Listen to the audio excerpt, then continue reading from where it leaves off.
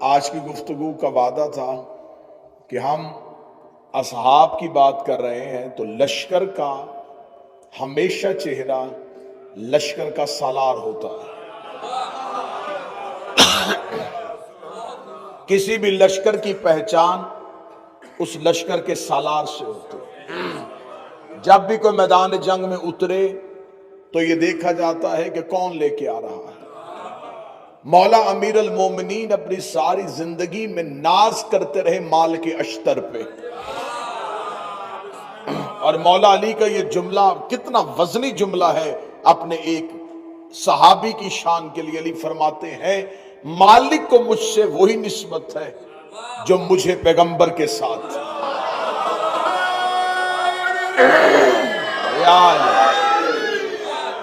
کیونکہ مالک اشتر جانتے تھے کہ تلوار جب اسلام کے لیے نکالی جائے تو اس کے قانون کیا ہے۔ شاید میں نے اپنی پہلی مجلس میں گزارش کی تھی کہ جنگ اور ہے اور جہاد اور ہے۔ جنگ اور جہاد میں وہی فرق ہے جو فاقے اور روزے میں ہوتا ہے۔ فاقہ بھوک سے کیا جاتا ہے، روزہ اسلام کے لیے رکھا جاتا ہے۔ جنگ جذبات سے کی جاتی ہے، جہاد اطاعت حجت میں کیا جاتا ہے۔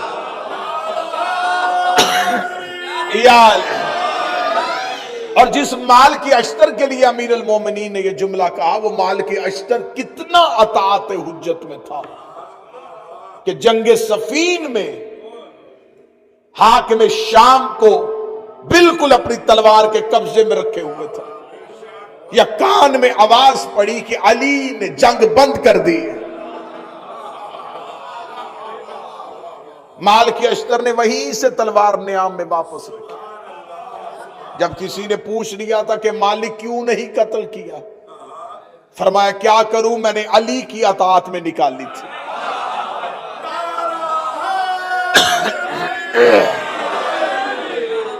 تو اب کسی سے کسی کی پہچان کرنی ہو تو ہمیشہ پہچان اس لشکر کے سالار سے ہوتی۔ کیا مثال دوں میں اصحاب حسین کی، جن کے سالار کا نام عباس ہے۔ چلے میں جملہ اچھا کر کے دیتا ہوں، میں اصحاب حسین کے وفا کی مثال کیا دوں، جن کا سالار وفادار ہے۔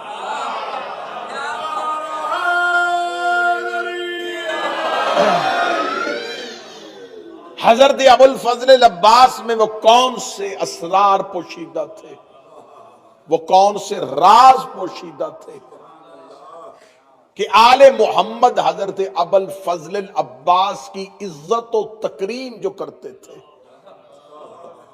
وہ کون سے راز پوشیدہ تھے۔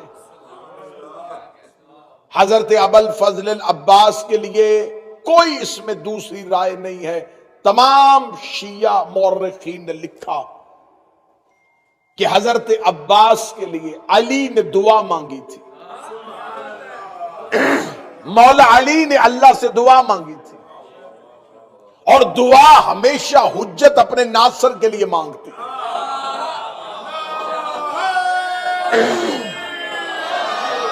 حضرت ابراہیم کی دعا آج بھی قرآن میں موجود ہے۔ حضرت ابراہیم نے دعا مانگی تھی، میرے اللہ میری ذریت میں امامت رکھ دے۔ ابراہیم نے دعا مانگی تھی نسل کے لیے۔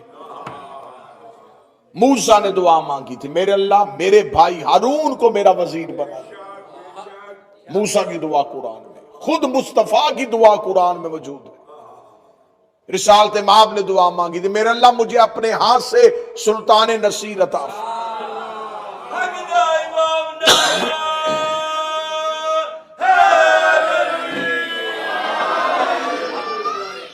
ہر حجت دعا مانگتی رہی۔ ابراہیم نے دعا مانگی امامت کے لیے، موسیٰ نے دعا مانگی ہارون کے لیے، پیغمبر نے دعا مانگی علی کے لیے۔ کیونکہ جب ابراہیم دعا مانگ رہے تھے تب نسل میں امامت نہیں تھی۔ گفتگو شروع ہو چکی جناب۔ جب حضرت ابراہیم نے دعا مانگی اس وقت حضرت ابراہیم کی نسل میں امامت نہیں تھی۔ جب موسیٰ نے دعا مانگی اس وقت ہارون وزیر نہیں تھے۔ جب نبی نے دعا مانگی، نبی کے پاس کوئی اپنی رسالت کا گواہ اور مددگار نہیں تھا. جب علی دعا مانگ رہے، حسن اور حسین ہیں.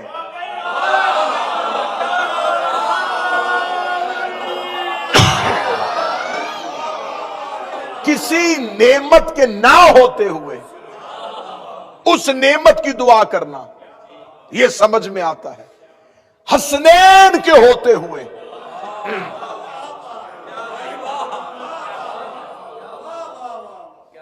چلے میں جملہ پھر کہہ رہا ہوں، مصطفیٰ کے بیٹوں کے ہوتے ہوئے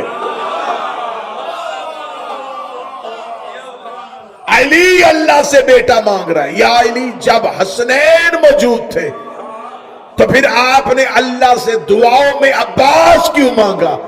فرمایا میں علی زمانے کو بتانا چاہتا ہوں، عباس علی کو بھی مانگنے سے ملتا ہے.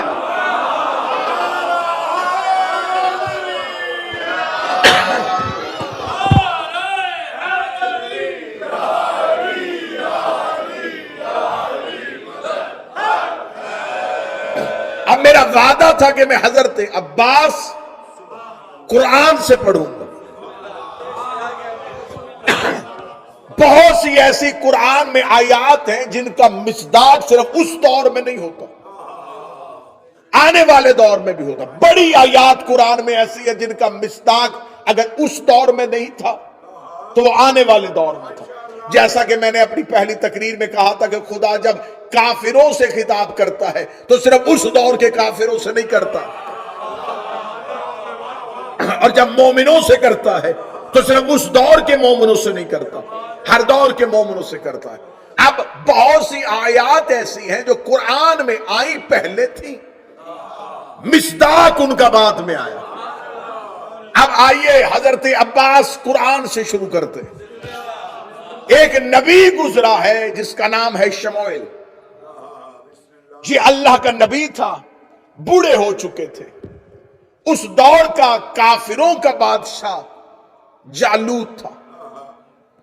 قوم نے آ کے اللہ کے نبی جناب شموئیل سے کہا کہ آپ ہمارے لیے کوئی بادشاہ مقرر کریں.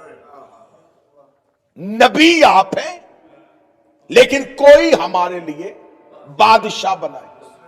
اللہ کے نبی نے اللہ سے دعا مانگی، میرے اللہ میں بوڑھا ہو چکا ہوں، میں میدان جنگ میں جا کے لڑ نہیں سکتا. یہ قرآن میں پوری کی پوری کہانی موجود ہے. میرے اللہ مجھے، میری قوم ایک بادشاہ چاہتی ہے جو کفار سے لڑے. میں کسے اپنا بادشاہ بناؤں، کس کو اپنے لشکر کا سالار بناؤں؟ خدا کی آواز آئی، تم اپنا لشکر بناؤ، بادشاہ ہم چنیں گے. نبی موجود تھا لیکن بادشاہ اللہ نے چنا. بادشاہ اسے کہتے ہیں جسے حکومت دینی ہو. اللہ نے نبی کے ہوتے ہوئے اس دور کے مسلمانوں کا حکمران خود چنا تھا. آج مسلمان کہتے جی آل محمد اہل بیت علیہم السلام شریعت کے وارث تھے، لیکن جن کے پاس حکومت آئی تھی انہوں نے حکومت بڑی اچھی چلائی تھی. محمد کے بعد حاکم بھی کسی نے بنانا ہو تو وہ بھی اپنی مرضی سے نہیں بنتا، اللہ کی مرضی سے بنتا. اب آئیے قرآن سے سنیے گا. خدا نے کہا کہ ہم تمہارے لیے بادشاہ مقرر کریں گے. میرے اللہ کسے بادشاہ بنائے گا؟ خدا نے قرآن میں کہا ان اللہ اصطفیٰ علیکم بسطا زادہ فی العلم والجسم. بے شک اللہ نے چن لیا ہے تیری قوم کے لیے ایک ایسا بادشاہ جو جسم اور علم میں قوی ہے.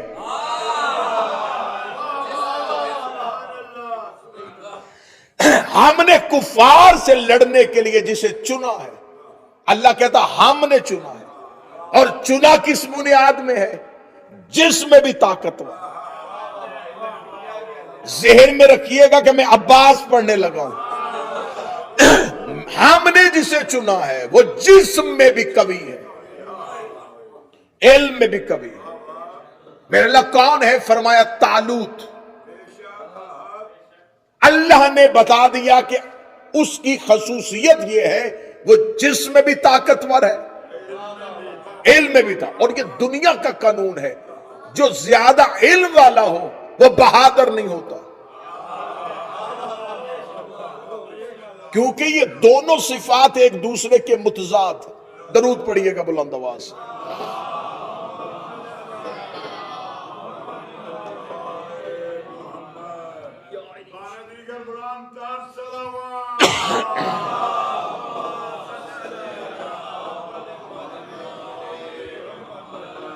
متوجہ بات کی جانا.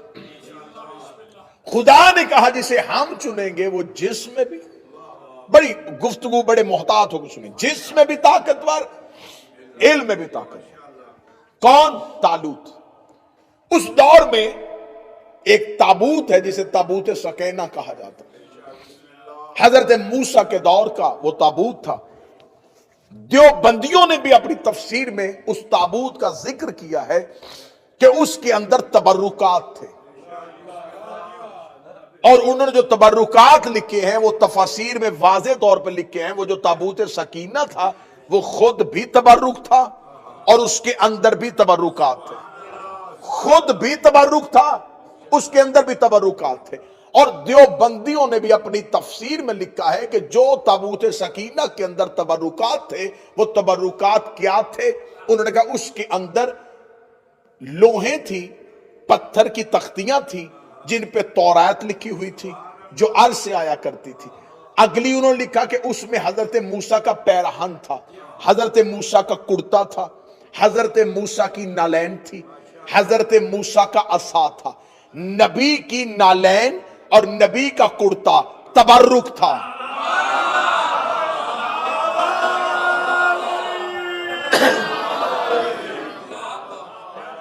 جب خدا نے جناب شموئیل سے کہا کہ ہم نے تمہارے لیے چن لیا ہے بادشاہ، شموئیل نے اپنی قوم سے کہا کہ اللہ نے تمہارے لیے بادشاہ چن لیا ہے. کس کو؟ طالوت کو. قوم نے کہا طالوت وہ غریب شخص وہ ہمارا بادشاہ بنے گا؟ نا نا نا نا، یہ فیصلہ اللہ کا نہیں. اللہ ایسے کو کیسے چن سکتا؟ فرمایا طالوت کا نام اللہ نے لیا ہے اور اللہ نے اس کی خصوصیت بھی بتائی ہے. اس لیے اسے چنا ہے کہ وہ علم میں بھی طاقتور ہے، جسم میں بھی طاقتور ہے. یقین کیجئے گا قرآن کی تفاسیر ممبر پہ لانے کے لیے تیار، قوم نے انکار کیا. انہوں نے کہا ہم طالوت کی اطاعت نہیں کریں گے، ہم طالوت کے پیچھے نہیں چلیں گے. جناب شموئیل نبی نے کہا میرے اللہ تو نے وہی مجھ پہ کی ہے، تیرا مشورہ مجھ سے ہے. قوم میری بات نہیں مان رہی، قوم کہتی یہ اللہ کا فیصلہ نہیں ہے. خدا نے کہا ہم تیرے لیے آسانی کرتے ہیں. ان سے کہا وہ جو تابوت سکینہ جو ہم نے چھپا لیا تھا، فرشتے کاندھے پہ اٹھا کے جس کے دروازے پہ لے آئے وہ اللہ کا بنایا ہوا. قرآن میں یہ جملہ نہ ہو، قرآن منبر پہ ہے، قرآن منبر پہ ہے. خدا نے کہا میں تمہیں بتا دیتا ہوں کہ میرا بنایا ہوا کون ہے. وہ تابوت سکینہ فرشتے کاندھوں پہ اٹھا کے جسے ہم نے موسیٰ کے بعد چھپا لیا تھا، جس کے دروازے پہ لے آئے. قوم کو کہ ان کی اطاعت کر لینا کیونکہ میں نے انہیں بادشاہ بنایا ہے، میں نے اسے بادشاہ بنایا ہے. اللہ نے دنیا کو اصول دے دیا، جس کے دروازے پہ فرشتے آ جائے وہ اللہ کا بنایا ہوا.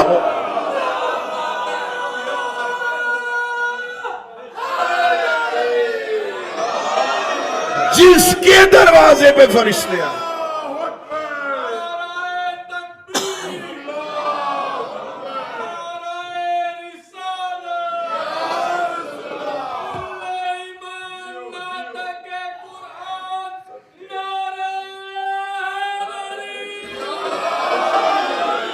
جس کے دروازے پہ، جس کے دروازے پہ ملائکہ آ جائیں وہ ہے اللہ کا بنایا. فرشتوں نے کاندھوں پہ اٹھایا تابوت سکینہ کو اور لے آئے. کہاں؟ طالوت کے دروازے. متوجہ جی، طالوت کے دروازے پہ. طالوت نے مسلمانوں کے لشکر کی سربراہی کرتا ہوا جالوت کے مقابلے پہ چل پڑا. جب لشکر لے کے چلا تو اللہ کا نبی شموئیل ساتھ. اللہ کے نبی نے واضح کہا رکو، لشکر لے کے جا رہے ہو، کوئی علمدار چاہیے.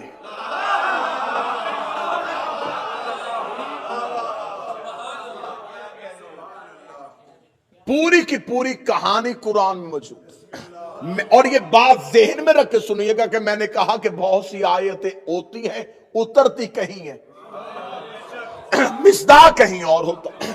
खुदा ने कहा, जनाब शमूएल नबी ने कहा लश्कर लेके जा रहा, तालूत तो इस लश्कर का है बादशाह, मैं हूं नबी।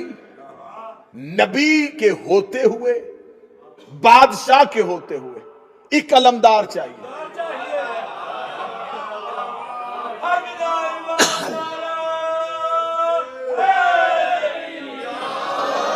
अब ये लश्कर कुरान कहता कितना था, लाखों का। कुरान से मैं पढ़े, लाखों का लश्कर।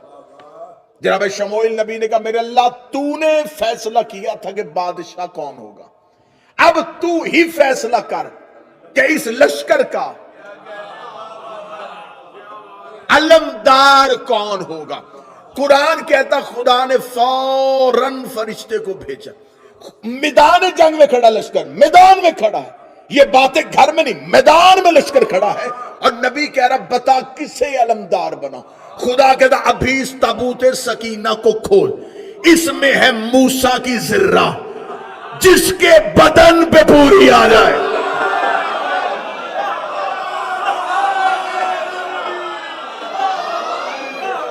जिसके बदन पे पूरी आ जाए वो है तेरे लश्कर का अलमदार। अब लाखों का लश्कर था, एक एक को बुलाता, जिर्रा पहनाता, कैसे फैसला करता कि किसको पहनाओ। कहने लगा मेरे अल्लाह ये लाखों का लश्कर है, ये लाखों का लश्कर है, मुझे बता जिर्रा किसके बदन पे पूरी आएगी। आवाज आई इनमें से पहचान के दाऊद कहां खड़ा है। दाऊद नबी के बदन पे मूसा की जिर्रा पहना दी। आज मुफस्सरीन कहते हैं वो लोहे की जिर्रा नहीं थी, वो मासूम की जिर्रा थी, और मासूम ही के बदन पे पूरी आनी थी। इसलिए कि दाऊद आने वाला नबी था, और नबी का लिबास नबी को आता है, मासूम का लिबास मासूम को आता है। जुबान खींच उस बंदे की जो कहता अब्बास की इज्जत नहीं थी। अगर अब्बास मासूम नहीं था, सफीन में अली की जिर्रा है।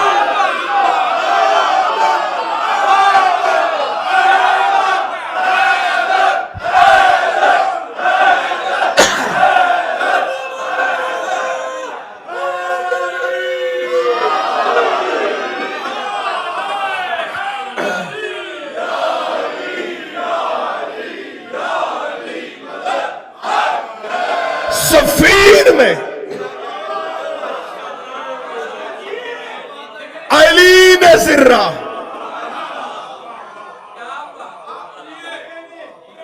हजरत अब्बास को पहनाई थी। यहां किसने पहनी? दाऊद ने। और अगला जुमला भी सुन लेना अगर जहन बेदार है। जनाब अमीर अल मोमिनीन जब अली ने सफीन के मैदान में हजरत अब्बास को अपनी जिर्रा पहनाई थी, तो सामने खड़े हुए एक सहाबी ने कहा था या अली अब्बास के बदन पे जिर्रा पूरी नहीं आई, एक बालिश्त लंबी है, एक बालिश्त लंबी है।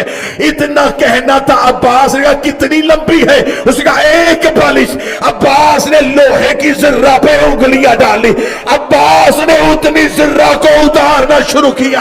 देख के उस सहाबी का लोहा नरम होना दाऊद नबी का मौजज़ा था। फरमाया वो हमारा नाम लेके गया।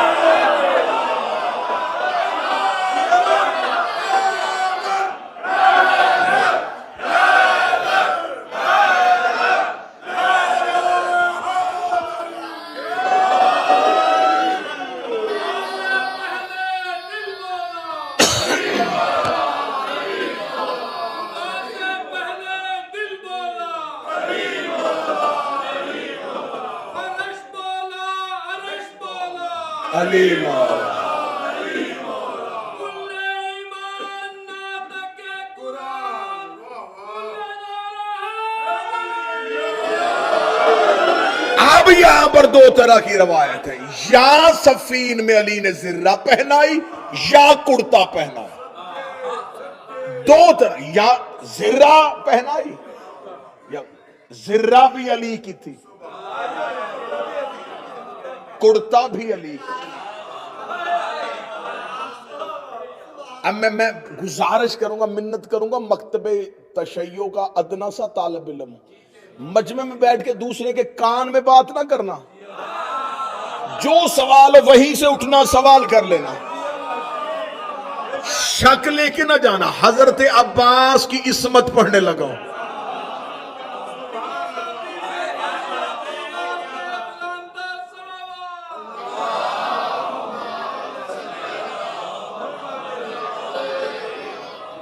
اب یہاں تک جملے وہ تھے جو برداشت آسانی سے ہو جانے تھے۔ اب آپ کی مجھے تائید بھی چاہیے، ایک عالم دین مجلس میں موجود بھی اور قرآن بھی آج منبر پہ ہے۔ اب اگلے جملے جو ہیں نا، اس کے لیے جیسے وہ جہاز ہلکا سا بھی ڈولنا شروع ہونا تو اناؤنسمنٹ ہو جاتی ہے کہ سیٹ بیلٹ باندھ لیں۔ کس لیے ہوتی ہے؟ حفاظتی تدابیر۔ اب اگر تھوڑا سا بھی عقیدہ ڈولے تو توکل کی سیٹ بیلٹ باندھ لینا۔ اب اس سے آگے عباس پڑھنے لگا، ابھی تو میں نے وہ آیت پڑھی نہیں جو عباس کے لیے آئی تھی۔ یہ چلے گئے، ادھر سے کون آیا؟ کافروں کا جالوت، مسلمانوں کا طالوت۔ یہ کچھ نام ایسے ہیں اسلام میں جو ملتے جلتے ہیں، حبیل اور قبیل، ہم پلہ ہم وزن اور ایک جیسے۔ اس میں لوگ پریشان ہو جاتے ہیں، پتہ نہیں اب اس میں سے غلط والا کون سا تھا، صحیح والا کون سا۔ میں تھوڑی سی نشانی میں، قابیل جس میں قاتل والی کاف ہے نا، وہ قبیل ہے، اور جس میں جاہل والی جیم ہے نا، وہ جالوت ہے۔ اب یہ نشانی پکی رکھ لینا، قاتل اور جاہل، اس کو ذہن میں رکھ لیں۔ ادھر سے جالوت آ گیا، ادھر سے طالوت آ گیا۔ ادھر طالوت مسلمانوں کا بادشاہ، کس نے بنایا؟ اللہ نے۔ ساتھ اس کے داؤد، لشکر کا علمدار۔ خدا نے قرآن میں کہا کہ اپنے لشکر سے کہے کہ تابوت کو آگے لے کے چلے، تاکہ یہ لشکر فتح یاب ہو جائے۔ لشکر کی فتح اللہ نے یہ نہیں کہا ان سے کہ تلواریں اٹھا کے چلے، نیزے نکال کے چلے، سینے چوڑے کر کے چلے۔ فرمائے فتح چاہتے ہو تو انہیں کہ تابوت کو آگے لے کے چلے۔ یہ تابوت ہے ان کی فتح کا نشان۔ تابوت آگے چلانا، اس کا مطلب ہے اس تابوت کے پیچھے چلو، اس کو پیچھے نہ چلانا، اس کے پیچھے چلو۔ اگر تم چاہتے ہو تمہارا لشکر فتح یاب ہو جائے تو اس تابوت کو آگے چلانا۔ پوچھو مولویوں سے اس تابوت میں کیا تھا؟ کہتے موسیٰ کا جوتا تھا۔ اللہ نبی کا جوتا آگے چلائے تو لشکر فتح یاب ہو جائے، اور کربلا میں عباس کا علم آگے چلے۔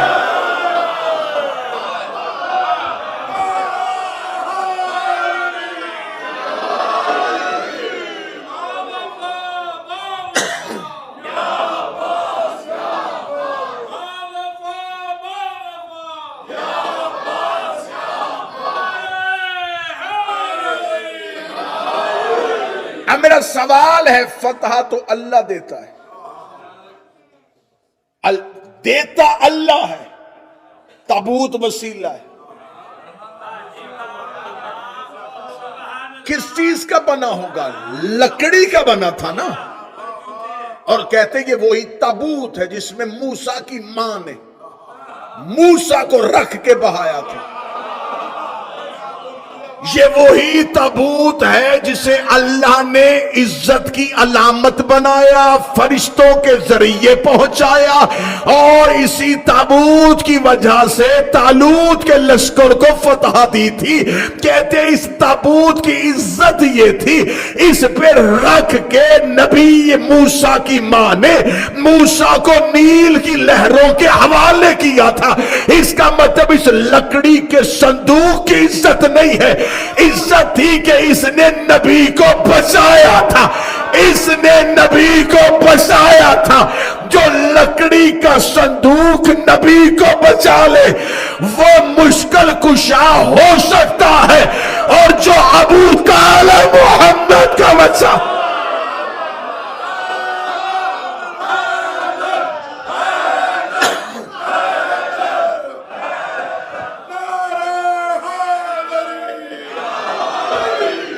اب بھی وہ آیت آئی نہیں۔ ڈاکٹر صاحب آپ آ جائے ہیں، 5ویں دن آپ آئے ہیں، اب بھی وہ آیت آئی نہیں۔ دونوں لشکروں کا آمنا سامنا ہو گیا، ایک دریا پہ، ایک نہر پہ۔ اب قرآن کی آیت ہے، خدا قرآن میں کہتا ہے، سورہ مبارکہ البقرہ، خدا کہتا ہے جب یہ دونوں لشکر ایک نہر میں پہنچے، خدا نے فوراً پھر فرشتے کو بھیجا۔ خدا نے کہا ان اللہ مبتلیکم بالنہر، ہم تمہیں آزمائیں گے ایک نہر کے ذریعے سے۔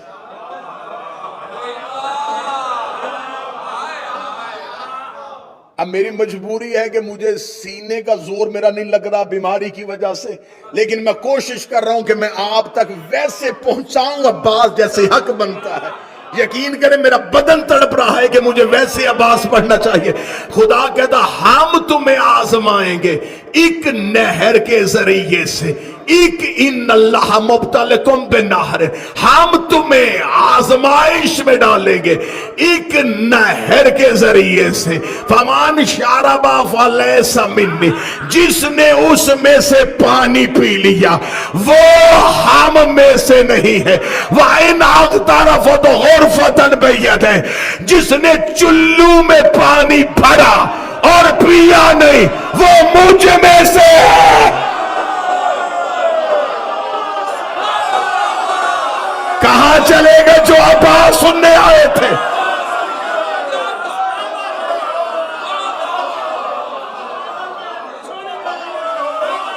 کہاں چلے گئے جو قرآن سے عباس سننے آئے تھے؟ خدا کہتا ہم تمہیں آزمائیں گے ایک نہر کے ذریعے سے، جس نے اس میں سے پانی پیا وہ مجھ میں سے نہیں۔ اور آگے خدا کہتا جس نے چلو میں پانی لیا اور دریا پہ مارا اور پھر بھی نہ پیا وہ مجھ میں سے ہے، وہ مجھ میں سے ہے۔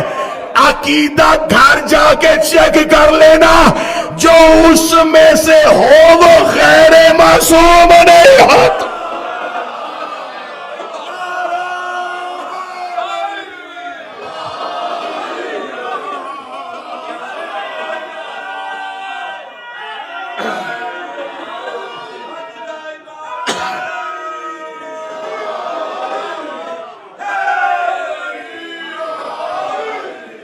یہ قرآن منبر پہ اس کی تفاسیر میں لکھا کہ پانی پیا تھا لوگوں نے طالوت کے لشکر میں سے۔ کتنے لوگوں نے نہیں پیا؟ 313 نے۔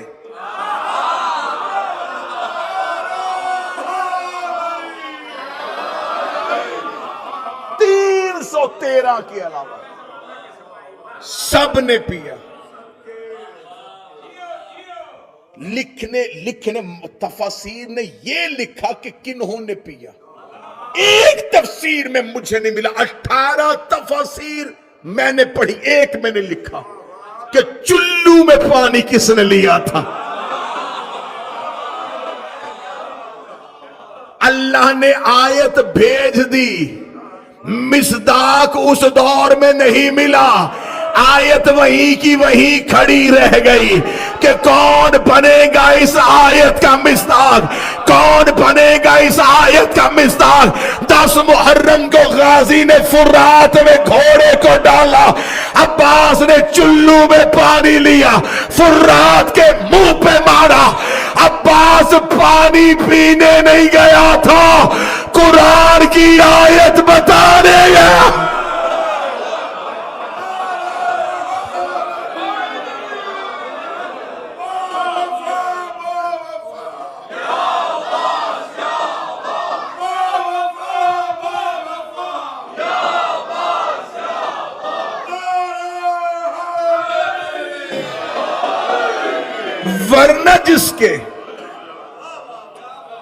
वरना जिसके घोड़े के सुम्मों से पानी ने छू लिया था, उसने चुल्लू में क्यों उठाया?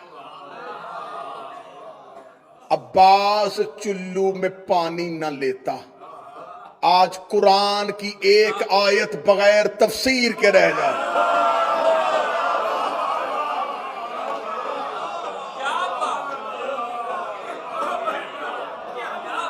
जैसे खुदा ने मुबाले में कहा था, हम भेजेंगे सच्चों को और लानत भी भेजेंगे। जब अल्लाह को पता था कि नजरान के ईसाइयों ने मुबाहला करना ही नहीं, तो लानत किसके लिए भेजी थी? चल, हमें नहीं पता था कि शायद ये वापस चले जाएंगे। मेरे अल्लाह, तू तो जानता था, तूने लानत क्यों भेजी है?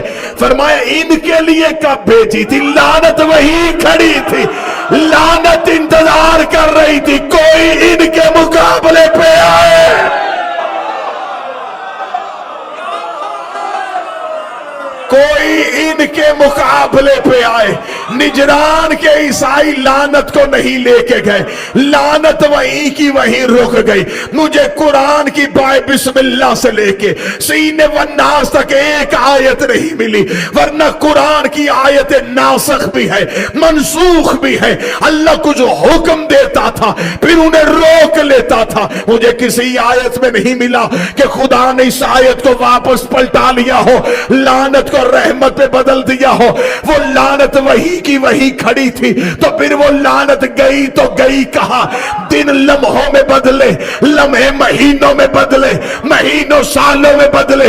मोहम्मद की बेटी भरे दरबार में आ गई, बीबी दरबार में हक लेने नहीं आई थी, मुबाहले वाली लानत वापस पहुंचा रही।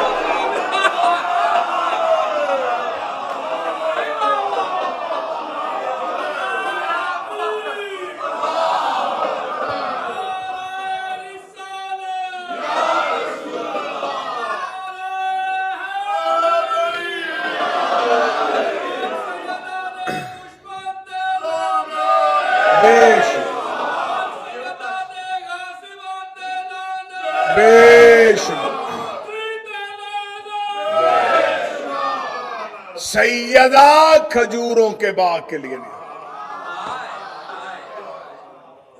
अब मैं लफ्ज अच्छा कहूं तो हक सिर्फ हक लेने नहीं आई, हक देने भी आई थी। सिर्फ हक लेने नहीं आई, हक पहुंचाने भी आई थी। आयत वहीं खड़ी थी अगर अब्बास का घोड़ा फुरात में ना था।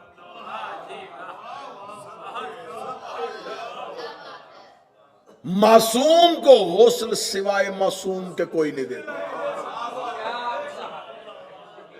मासूम के बदन में कुछ ऐसे राज होते, वसीयत रसूल की, या अली मुझे गुस्ल तुम देना, खबरदार किसी को पर्दे के अंदर ना आने देना, वरना जो भी आएगा अंधा हो जाएगा।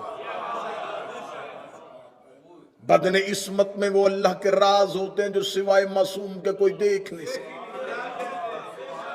अब्बास मासूम नहीं थे तो हसन के जनाजे में क्यों शरीक थे? गुस्ले हसन में सज्जाद के होते हुए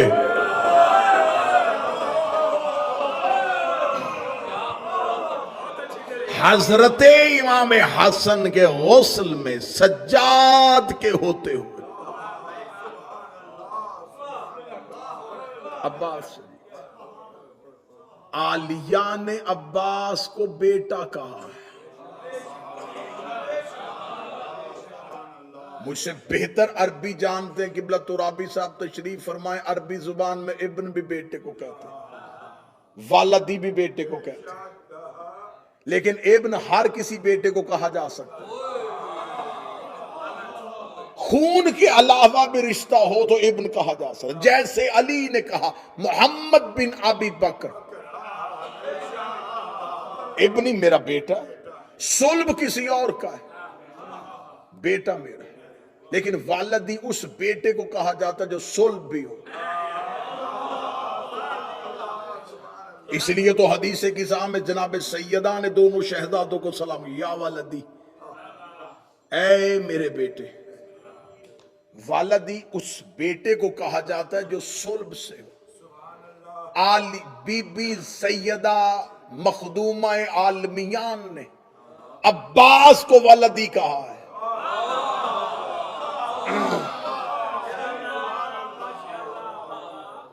اور یہ جو زیارت کے لیے جاتے ہیں نا حضرت ابوالفضل العباس کی, زیارت کے حرم حضرت عباس میں جو زیارت کی کتاب ہے, مفاتی سے لے کے اس زیارت کی کتاب تک, یہ کسی عالم دین نے زیارت نہیں لکھی, یہ چھٹے شہنشاہ نے تعلیم کی, اور تعلیم کرتی کرتی ہم تک پہنچی ہے. اس میں ایک لفظ آتا ہے اللہم لعن من جہل حق کا, اللہ لعنت کرے اس پہ. میرا چھٹا امام کہتا ہے اللہ لعنت کرے اس پہ جس نے عباس کے حق کو نہیں پہچانا.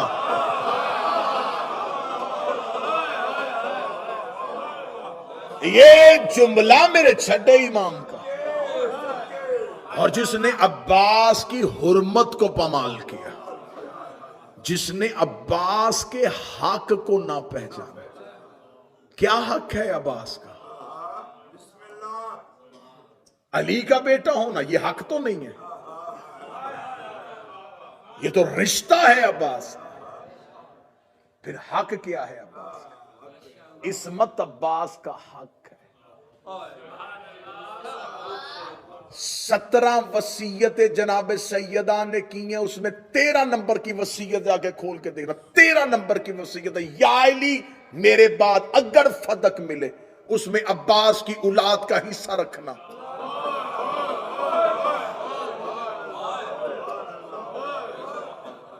فدق میراث سیدہ ہے, فدق وراثت علی نہیں ہے, میراث سیدہ. سیدہ نے عباس کو اپنا بیٹا. اب میں ایک لمحے کے لیے وقت تو بیت گیا, ورنہ حضرت عباس ابھی تو شروع ہوا تھا. عباس عربوں میں 40 قبائل, پھر اس کے بعد جتنے بھی قبیلے بنے ان 40 قبیلوں کی شاخیں. یہ 40 اصل ہیں عرب کے, پھر اس کے بعد چھوٹی چھوٹی شاخیں پھیلتی پھیلتی پھیلتی عرب کے بہت سے قبائل بن گئے. اصل عرب کے 40 قبیلے تھے. ان میں سے ایک قبیلہ ہے بنی حوازن. بنی حوازن کا بنی ہاشم کے ساتھ اتنا گہرا تعلق ہے کہ اسلام آنے سے پہلے بھی بنی حوازن بت پرستی نہیں کرتے تھے. بنی حوازن دین حنیف پہ تھے. دین حنیف کہا جاتا ہے ملت ابراہیم کو. بنی حوازن کا اس دور کا سردار, اس کا نام تھا عامر, اور مکہ میں بنی ہاشم کے سردار کا نام تھا ابو طالب.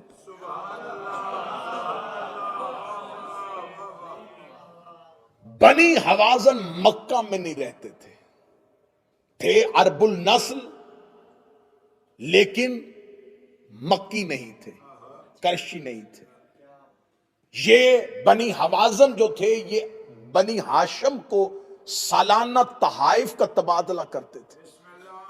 کچھ تحائف بنی حوازن سے بنی ہاشم کو آتے تھے، بنی ہاشم سے بنی حوازن کو جاتے تھے۔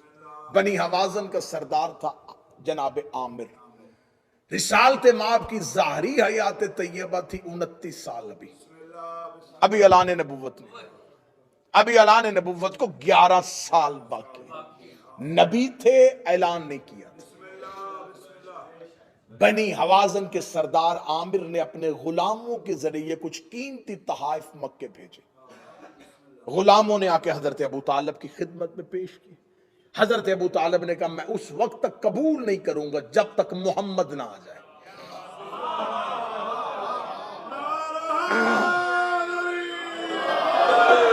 یہ عین تاریخ ہے، عین تاریخ ہے۔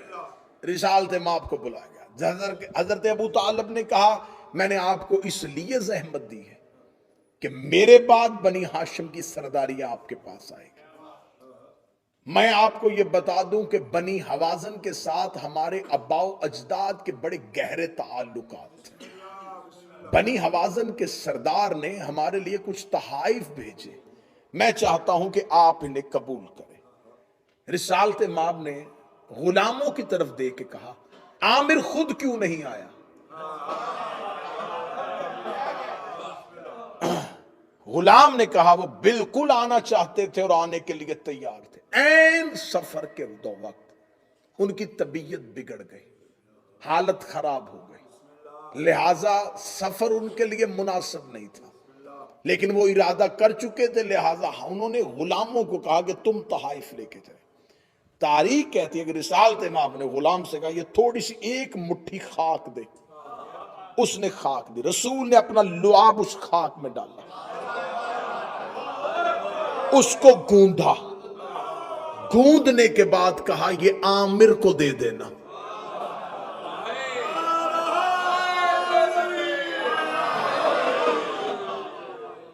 اس عامر کے پڑ نواسے کا نام عباس ہے۔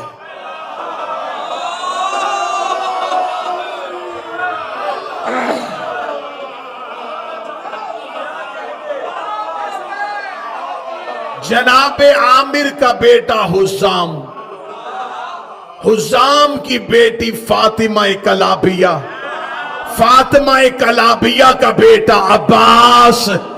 پتا تھا محمد کو کہ عباس نے اس نسل میں آنا ہے۔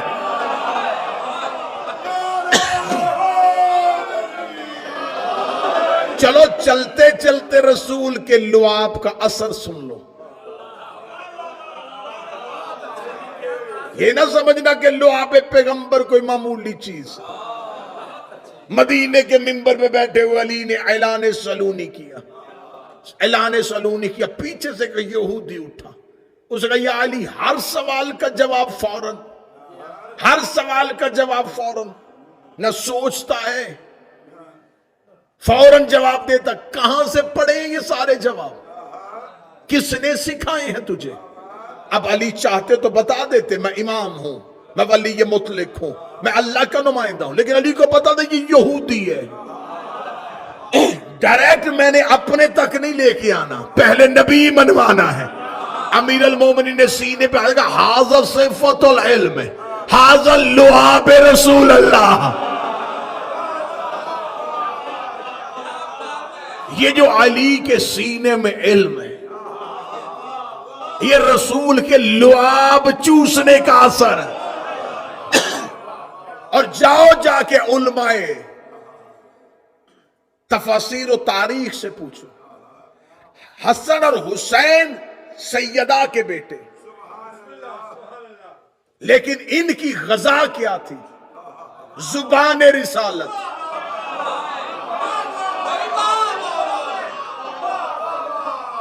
اب میں کیا کروں، بار بار جی چاہتا کہ رک جاؤں یہیں پہ۔ 16 رجب کو علی نے پہلی غذا کیا لی تھی؟ لعاب رسالت۔ جو علی کی غذا ہے وہی عباس کی غذا ہے۔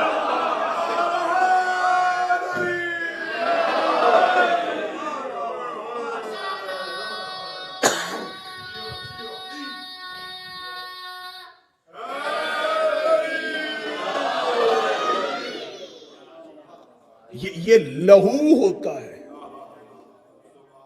جو خوراک کھاؤ خوراک سے لہو بنتا ہے، اس لیے کہتے ہیں علی کی محبت لہو میں ہے۔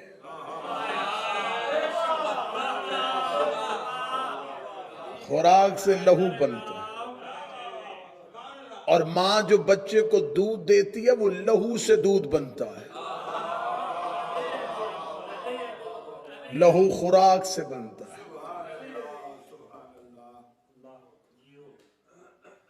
حضرت عباس کے جناب عامر کو اللہ نے بیٹا حزام کی زوجہ سمامہ بنت سہیل، میں عباس کی نانی پڑھ رہا ہوں،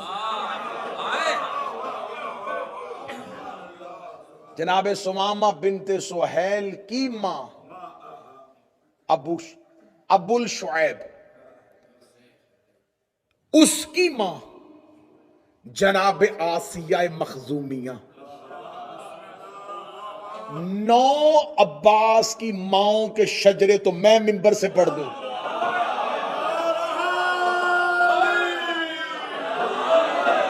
حضرت عباس کی پاک ماں کے 9 شجرے تو ہم منبر سے پڑھیں۔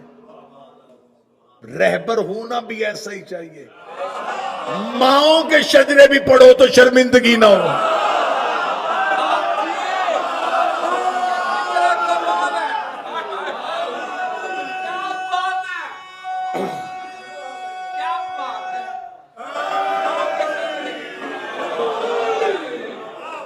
یہ غازی کی ماں کے دروازے پر رشتہ لے کے کون آئے تھے؟ حضرت عقیل۔ یہ رشتہ کسی عقیل کا کروایا ہوا ہے۔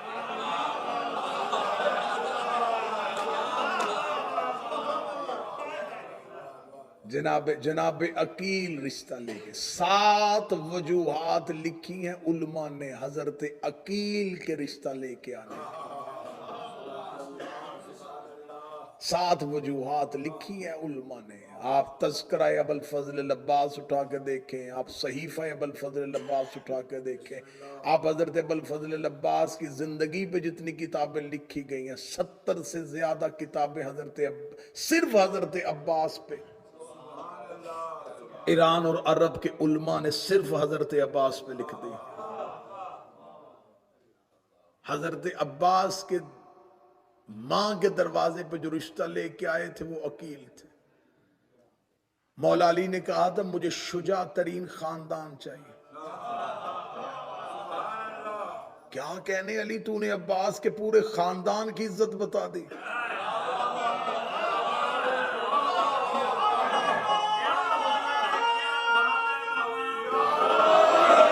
مولا علی کہہ دیتے کہ مجھے شجاع باپ کی بیٹی چاہیے، مجھے ایک بہادر بھائی کی بہن چاہیے۔ فرمایا شجاع خاندان، یعنی کہ عباس کے پورے خاندان کو، ننہالی خاندان کو علی نے شجاع کہا۔ ان پڑھ کسی کو پڑھا لکھا کہے تو یہ اور بات ہوتی ہے۔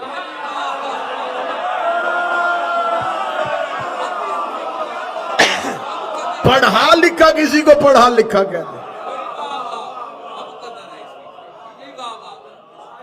اب یہ نہ دیکھو کہ یہ خاندان کون ہے، یہ دیکھو کہہ کون رہا ہے۔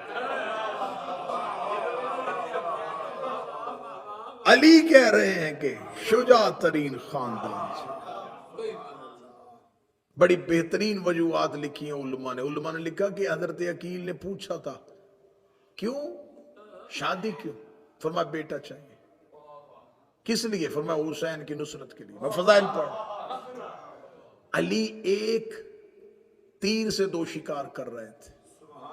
ایک تو شجاع ترین خاندان تک عقیل کو پہنچا رہے تھے، دوسرا عقیل تک پیغام پہنچا رہے تھے حسین کو ناصر چاہیے۔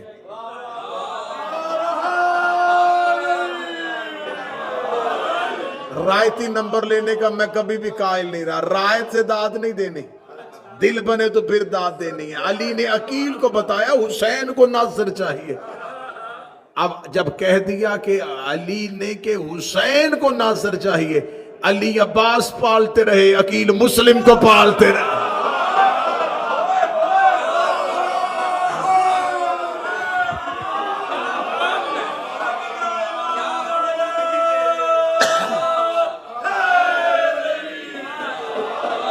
ایسے پالے کہ دونوں ہی باب الحوائج، حضرت مسلم بن عقیل باب الحوائج، حسین کا ناصر ہوتا ہی باب الحوائج۔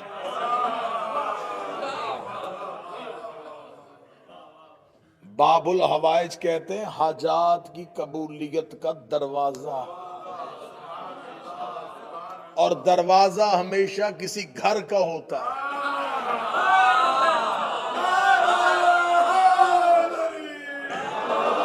اگر رسول نے علی کو دروازہ کہا تھا تو خود کو شہر کہا تھا۔ تم نے عباس کو باب الحوائج مان لیا، مسلم کو باب الحوائج مان لیا، یہ پوچھے نہیں یہ کس شہر کے دروازے ہیں؟ جو دروازہ عباس ہو تو شہر حسین ہونا چاہیے۔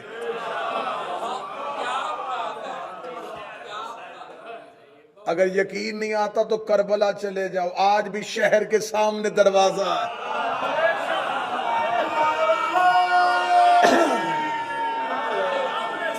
عباس سے گزرو، عباس سے گزرو تو حسین تک پہنچو۔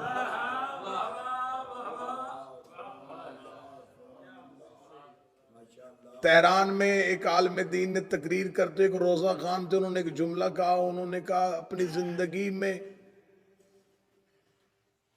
جبریل امین جو رسول کے بعد آیا تھا وہ 12,000 دفعہ آیا تھا، 12,000 دفعہ اپنی زندگی میں جبریل رسول کے پاس آیا،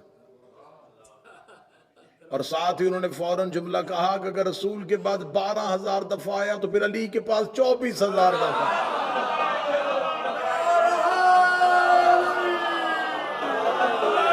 کیونکہ جب کوئی مہمان آئے تو آتا بھی دروازے سے، جاتا بھی دروازے سے۔ یہاں تک میں نے روکنا ہوتا تو میں یہیں پہ روک لیتا، جملہ تو اس سے آگے گیا ہوا ہے۔ کتابیں کہتی ہیں کہ 70,000 ملائکہ روزانہ قبر حسین پہ آتے ہیں۔ کامل زیارت سے لے کے پڑھ رہا ہوں، 70,000 ملائکہ روزانہ قبر حسین پہ آتے ہیں، اور جو ایک بار آتے ہیں پھر وہ دوسری بار نہیں آتے، ایک بار آتے اور پھر اللہ انہیں زندگی میں دوبارہ آنے کی اجازت نہیں دیتا۔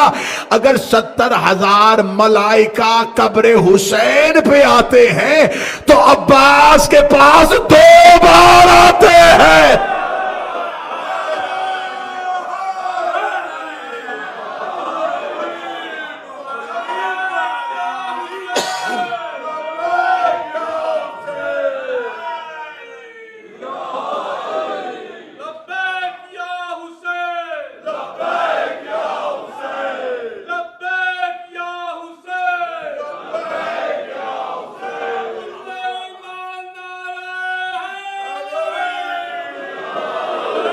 اور فرشتے ہمیشہ معصوموں کے دروازے پہ جاتے ہیں۔ جناب عقیل سے کہا، پہلی وجہ ناصر، دوسری وجہ جو تاریخ نے کثرت کے ساتھ نقل کی کہ جناب عقیل علم الانساب کے ماہر ہیں، یہ عربوں کے شجرے جانتے تھے۔ ابو طالب کا ویسے تو ہر بیٹا ہی شجرے جانتا ہے،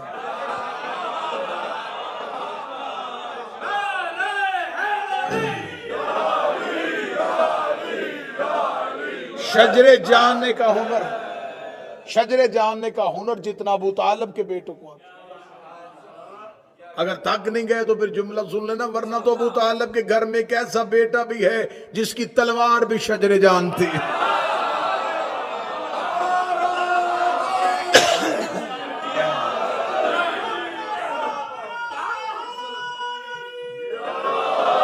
لیکن علی کی تلوار میں اور عباس کی تلوار میں فرق تھا. میں نے پہلے کہا تھا کہ میرا سینہ اور گلا مجھے دونوں روک رہے, ورنہ ایک ایک جملہ ایسے پڑھنے کا ہے نہیں ہے جیسے میں ضائع کر رہا ہوں. علی اور عباس دونوں کی تلواروں میں ایک فرق تھا. علی کی تلوار گردن میں رک کے دیکھتی تھی, ساتویں پشت پہ بھی کوئی مومن ہوتا تھا چھوڑ دیتی تھی. عباس کی گردن پہ تلوار گردن پہ رک کے دیکھتی تھی, ساتویں پشت پہ بھی منکر ہوتا کاٹ دیتے تھے.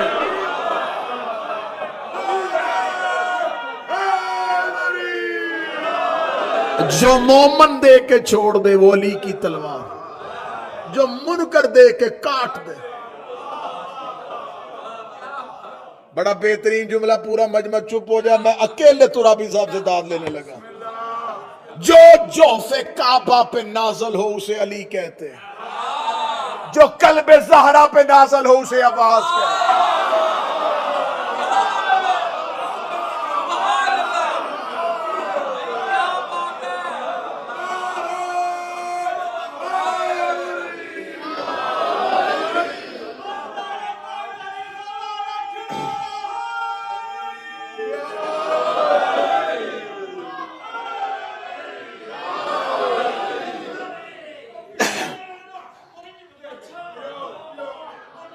وہ سر بھی نہیں چک دے, کہتے ہاتھ نہیں چک دے, میں کہوں سر بھی نہیں چک دے.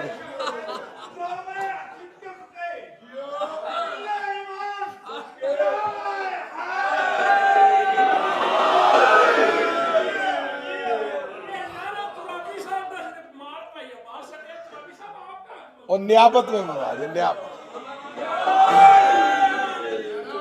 بس ایک ایک سے سنو. اللہم صل علی محمد. خمسے ہوں تو عباس, عشرے ہوں تو عباس پڑھا جائے, خاندان عباس پڑھا جائے, عباس کے ننہال پڑھے جائیں, عباس کا نانا پڑھا جائے, عباس کی ماں کی عزت پڑھے جائے, عباس کی نانی کے خواب پڑھے جائیں, عباس کے نانا کا خواب پڑھا جائے, حضرت عباس کی تلوار کی صفتیں پڑھی جائیں. ممبر کے خلاف پہ ہاتھ, اگر خطابت میں جملہ کہہ رہا ہوں تو غازی مجھے دوبارہ ممبر پہ آنے نہ دا. اشرے ہوں تو عباس کا اشل پڑھا جائے, اشل پڑھا جائے,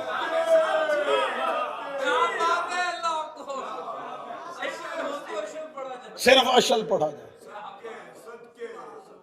حضرت عباس کے سامنے یہ لشکر یزید میں ایک ملعون آیا تھا, بہت بڑا سپاہی تھا, آپ اس کو تاریخ میں بڑا یاد کیا جاتا ہے, مادف.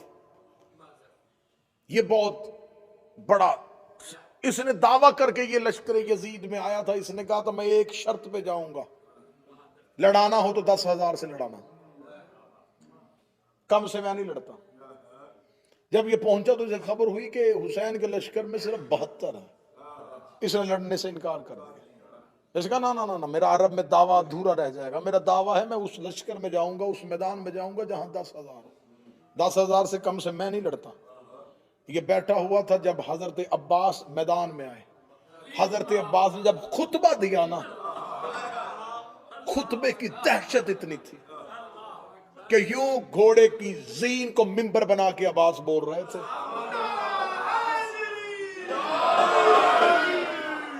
اور 9 لاکھ میں سے ہر کوئی کہہ رہا تھا عباس مجھے دیکھ رہا ہے.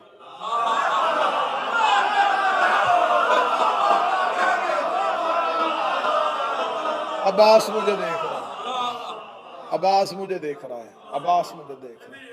آخر عمر بن سعد ملعون وہاں گیا جہاں پر یہ بیٹھا ہوا تھا اپنے خیمے میں سے. جا کر کہا کب نکلے گا تو, وہ دیکھ میرے لشکر کی حالت. اس نے کہا, اس نے اپنے خیمے کا پردہ گرا کے کہا تجھے کہا نہیں تھا پہلے 10,000 سے لڑانا. عمر بن سعد نے خیمے کا پردہ اٹھا کر باہر آیا. تو کہہ رہا 10,000 سے لڑانا, وہ جو آج لڑنے کے لیے آیا نا اس کا دعویٰ ہے میں کم از کم 1 لاکھ سے لڑتا ہوں.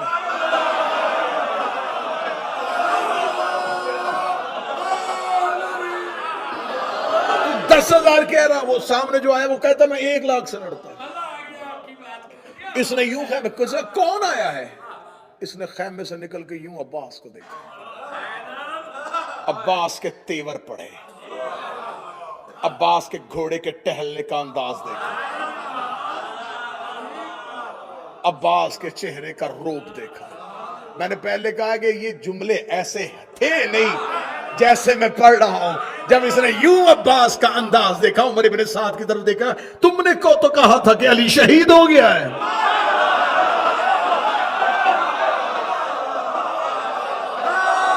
میں نے تو سنا تھا.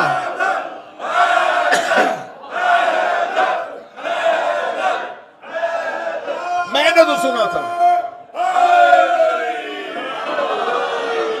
مگر صاحب میں نے تو سنا تھا کہ علی کوفے میں قتل ہو گیا. کل کا علی کا بیٹا ہے, ہو بہو علی ہے. اسی کا دعویٰ ہمیں 1 لاکھ سے لڑتا ہوں. یہ کربلا ایک ذہن میں رکھیے گا, یہ کربلا یوں چٹگل صحرا نہیں تھا. اس پر ریت کے ٹیلے تھے, ریت کی چھوٹی چھوٹی پہاڑیاں تھیں. یہ غازریہ, یہ نینوا, یہ ریت کے ٹیلوں کا علاقہ تھا. کربلا بالکل یوں صحرا میں نہیں تھا, ریت کے ٹیلے تھے. ٹیلے کے نیچے عباس تھے. یہ ٹیلا, اس ٹیلے کے پیچھے حسین کے خیمے اور ایک چھوٹی سی خندق.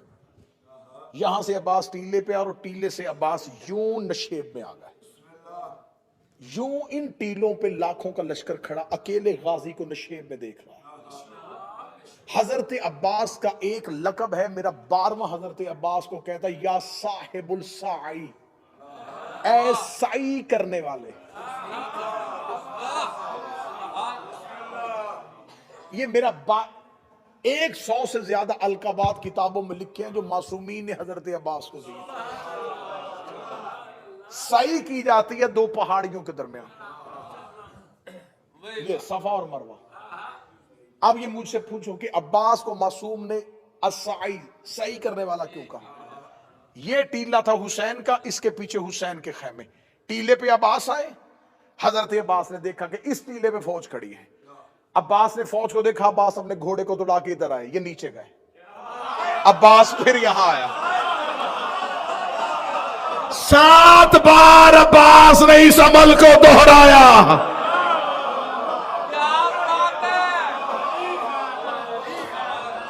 عباس ٹیلے سے اترتے,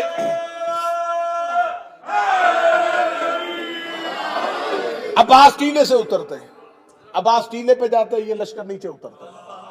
عباس واپس ٹیلے پہ آتے, یہ پھر ادھر کھڑا ہوتا. اب عباس نشیب میں تھے, یہ ٹیلے پہ آ کے کھڑے ہو گئے. ٹیلے پہ کھڑے ہیں اور اکیلے عباس ان کو نشیب سے دیکھ رہے ہیں. اتنا دیکھنا تھا, یہاں انہوں نے کہا معرف کو کہ جلدی آ. وہ کھڑا ہے عباس, یہ اپنے گھوڑے پہ بیٹھا. اس نے اپنے نیزے کو اپنے ہاتھ میں لیا, ہاتھ میں لے کے عباس کے بدن کا نشانہ لگایا, اپنے گھوڑے کو ایڑ لگائی, گھوڑے کو دوڑایا. کتابیں کہتی ہیں عباس نشیب میں کھڑے تھے. حضرت عباس نے مالک کو آتے ہوئے دیکھا, پوری تیزی کے ساتھ یہ گھوڑا دوڑاتا آ رہا تھا.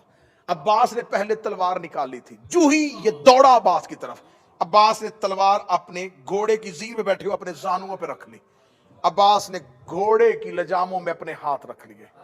عباس یوں اپنے پاؤں ٹکا کے کھڑے ہو گئے.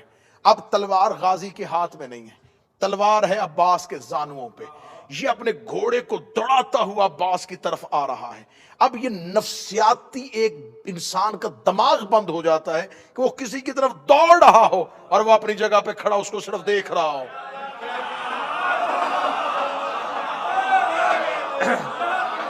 اب وہ گھوڑے کو دوڑاتا دوڑاتا جو ہی عباس کے قریب سے گیا, عباس نے اپنی کلائی کو حرکت دی.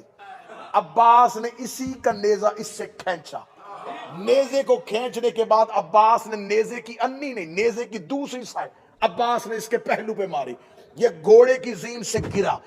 اب یہ اس کو نیزے کی انی سے عباس نے زخمی نہیں کیا, عباس نے صرف اس کو گھوڑے سے گرایا. یہ گھوڑے سے گرایا, اس نے لشکر کی طرف اوپر دیکھا, شمر مجھے گھوڑا بیچ.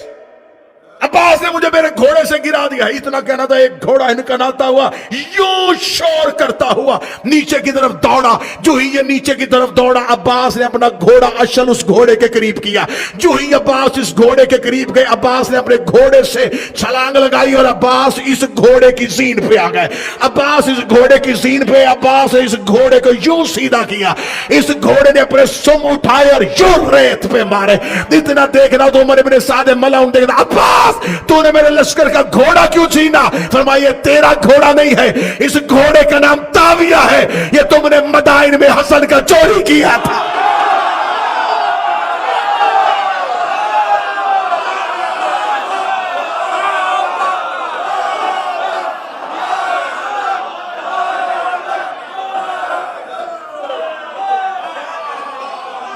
اس گھوڑے کا نام تاویہ۔